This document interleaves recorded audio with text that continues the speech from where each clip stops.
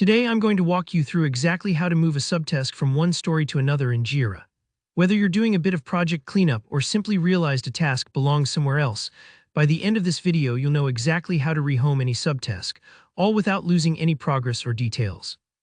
Let's dive in. First up, you'll want to start by opening Jira. This might sound obvious, but it's worth double-checking that you're signed into the right account and working within the correct project space.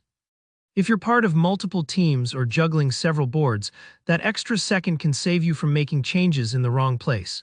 Take a moment to get yourself oriented and make sure you're where you want to be. Now let's find the subtask you want to move. If you've got a lot of tickets on your board, the simplest way is to use the search bar at the top. Just type in a keyword or the ticket number if you have it handy. Don't worry if it takes a second to track down. Jira's search is pretty powerful. If you're navigating through a backlog or active sprint, scroll down until you spot your target subtask. Think of it as finding a specific sticky note on a wall full of them.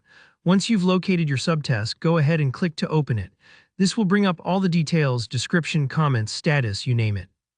Take a quick look to confirm you've got the right one before making changes.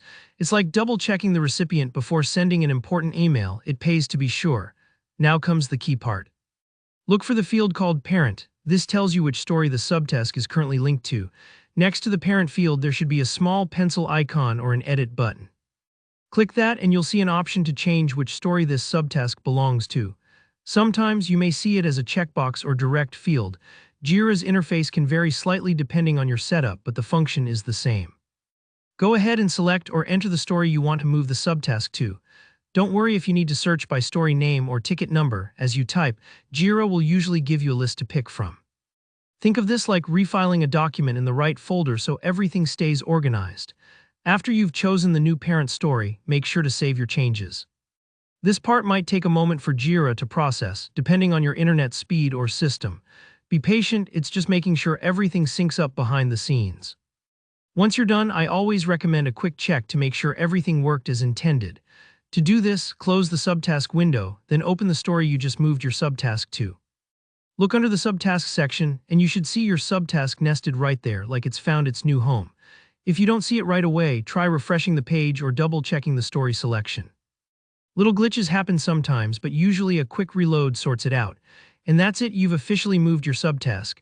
This simple process helps keep your work organized and ensures nothing slips through the cracks.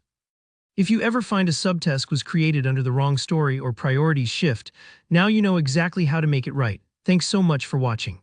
If this tutorial helped you, go ahead and hit that like button, it really supports the channel. And if you have any questions about Jira or run into any hiccups while moving your subtasks, drop a comment below and I'll be happy to help you out.